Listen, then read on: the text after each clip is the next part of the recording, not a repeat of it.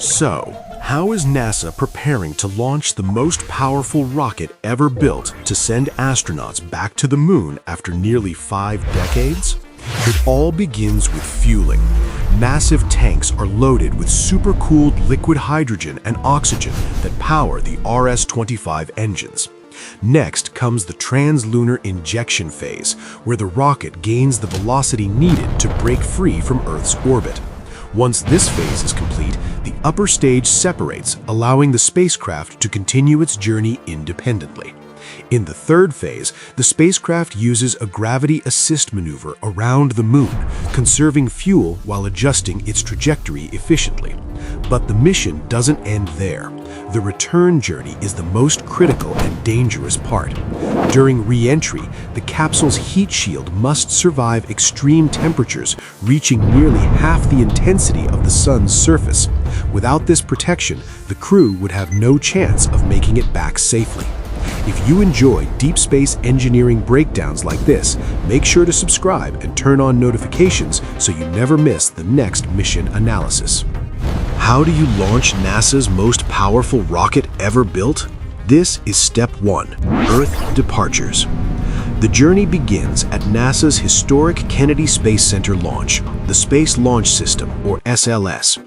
As the countdown hits 0, 4 RS-25 engines and 2 massive solid rocket boosters ignite, unleashing a mind-bending 8.8 million pounds of thrust. The rocket tears through the atmosphere, lighting up the Florida coast. Within 2 minutes, the side boosters burn out and fall away into the Atlantic Ocean. The core stage pushes the rocket into low Earth orbit before dropping away, leaving just the Orion crew capsule and the rocket's upper stage. But how do they use gravity to power the spacecraft? Here is step 2, the trans-lunar injection. Orbiting Earth is great, but to reach the moon, the crew needs a massive push. As Orion circles the Earth, the upper stage fires one last time. This maneuver accelerates the spacecraft to over 24,000 miles per hour, breaking Earth's gravitational grip. Once the burn is complete, the upper stage detaches. Now, Orion, powered by its European service module, coasts across the 240,000-mile dark void of space. Then comes step 3, the lunar orbit. What happens when we get to the moon depends on the mission. For the Artemis II test flight, the crew won't enter a traditional orbit. Instead, they'll use a free return trajectory. They will fly around the far side of the moon, using lunar gravity as a giant natural slingshot to hurl them perfectly back toward Earth without needing major engine burns. But for future missions that will actually land on the surface, Orion will enter something called a near-rectilinear halo orbit. Think of it as a highly elongated egg-shaped path where the gravity of the Earth and the Moon balance out. It's incredibly stable and saves a ton of fuel. Here, Orion will park, allowing astronauts to transfer into a waiting lunar lander like SpaceX's Starship to head down to the Moon's south pole. But how will then come back home? For that, we have to look at step 4, fire in the sky. It's time to come home. Orion fires its engines to break out of lunar orbit and coast back to Earth. But the return is arguably the most dangerous part of the entire mission. Right before hitting Earth's atmosphere, the service module is thrown away, leaving only the gumdrop-shaped crew capsule. Orion slams into the thick air at 25,000 miles per hour. That is Mach 32. The friction creates a superheated plasma wake, and Orion's heat shield has to survive temperatures nearing 5,000 degrees Fahrenheit.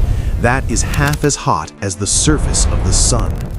Once through the worst of the heat, a series of parachutes deploy, violently slowing the capsule down before it gently splashes into the Pacific Ocean.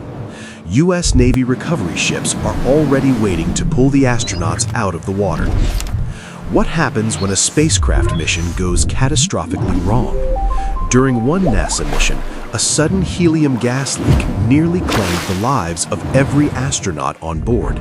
So, what exactly went wrong?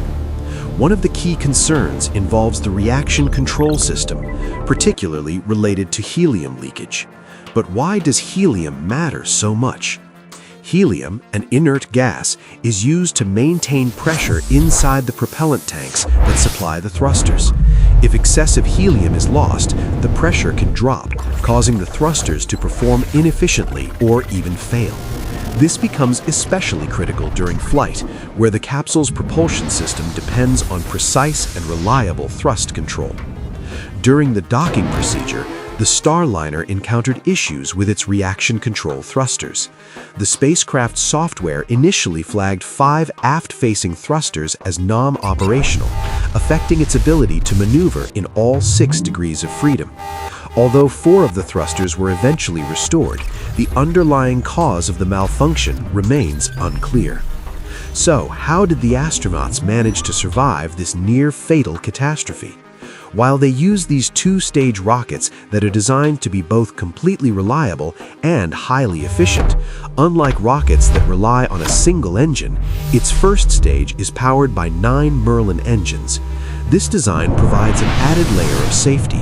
If one engine fails, the remaining engines can compensate, ensuring a smooth and controlled descent.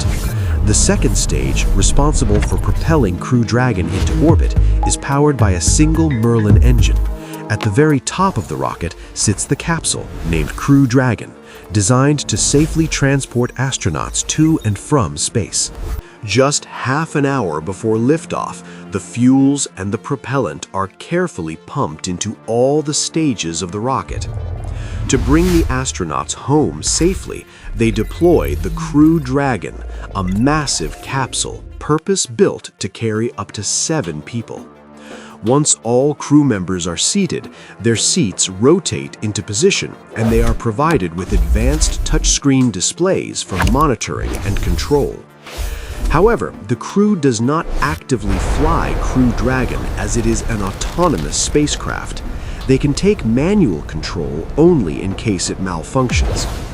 This is how the launch and descent stage process works. The Falcon 9 rocket ignites and lifts off, carrying Crew Dragon into space. The first stage burns for about 2.5 minutes before separating and returning to Earth for a controlled landing. Meanwhile, the second stage ignites, propelling Crew Dragon into orbit. This is the orbit adjustments and phasing. Once in orbit, Crew Dragon performs a series of small engine burns to fine-tune its trajectory toward the International Space Station. Gradually, the spacecraft aligns its orbit to match that of the station. Now comes the approach and docking stage. Using its onboard navigation systems, Crew Dragon autonomously approaches the ISS. It carefully slows down and aligns with the docking port before securely latching on to the station using its docking mechanism. Let's look at the hatch opening and crew transfer process. Before opening the hatch between Crew Dragon and the ISS, pressure equalization is performed. Once the hatch is open, the astronauts move into the station where they are welcomed by the ISS crew. The handover period typically lasts between 3 to 5 days, during which the departing crew trains and briefs the incoming members on ongoing experiments, station operations, and other essential tasks. Once everything is set, undocking initiation begins. Crew Dragon autonomously disengages from the ISS docking port, releasing the soft capture system and retracting the docking hooks of the hard capture system. With a gentle push from springs, the spacecraft slowly drifts away from the station. While this process is automated, manual backup systems are in place if needed. As Crew Dragon moves away, departure burns are performed using its thrusters. The first burn slightly increases the distance from the ISS. Once these burns are complete, the spacecraft enters independent flight mode, meaning it is now flying freely in orbit, preparing for the next phase of the journey.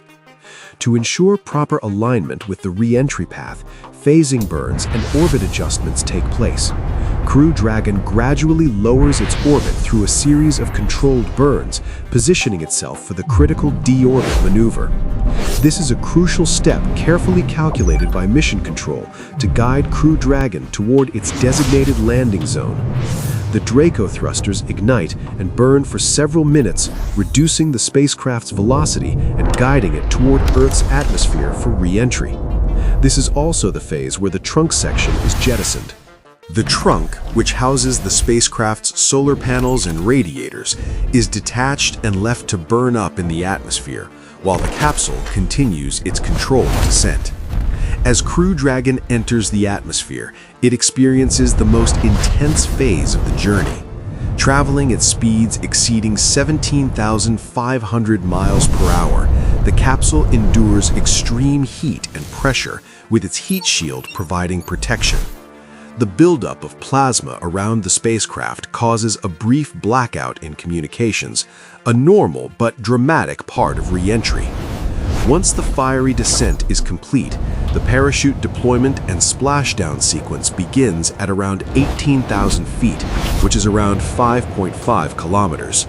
2 parachutes deploy to stabilize the capsule. Moments later, at 6,000 feet, this is around 1.8 kilometers, 4 main parachutes fully open, ensuring a smooth and controlled descent. Crew Dragon then splashes down in either the Atlantic Ocean or the Gulf of Mexico, depending on weather conditions. After splashdown, recovery and crew extraction operations begin immediately.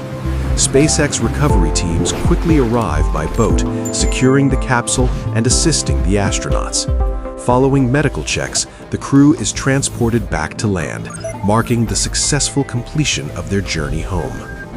Let's take a look at this $1.5 billion Boeing Starliner with a capacity of carrying 5 crew and the difference between the other capsules at the Russian Soyuz and SpaceX Crew 10. Unlike its counterparts, such as Musk's SpaceX Dragon or the Russian Soyuz, the Starliner is designed to land on solid ground rather than in the ocean. He achieves this by first deploying drogue parachutes, followed by the release of the main parachutes, and finally activating airbags that absorb the impact during landing on solid ground. Here's a height comparison between different spacecraft alongside an average human, giving a clearer perspective of their actual scale. For an even better comparison, we can place the SpaceX Crew Dragon and the Russian Soyuz spacecraft next to the Boeing Starliner. Interestingly, the Starliner has a massive launch weight of approximately 98,000 pounds, which is around 44,000 kilograms when fully fueled. To visualize this, imagine a standard school bus weighing about 36,000 pounds. That means the Starliner's weight is roughly equal to nearly 27 such buses combined. Despite its relatively compact size, this highlights just how dense and heavy the system truly is. If you enjoy deep space engineering breakdowns like this, make sure to subscribe and turn on notifications so you don't miss the next video.